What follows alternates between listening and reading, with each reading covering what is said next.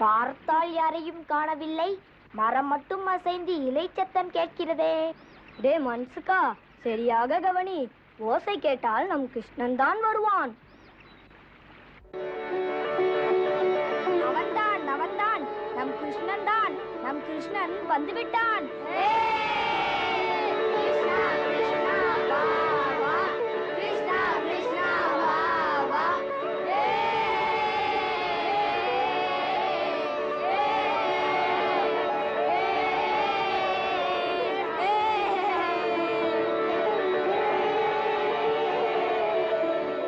அடே, எவ்வளவு வெண்ணெய்! காக்கா வைத்தவன் கை நிறைய கொண்டு வந்திருக்கிறான். எல்லாருக்கும் தர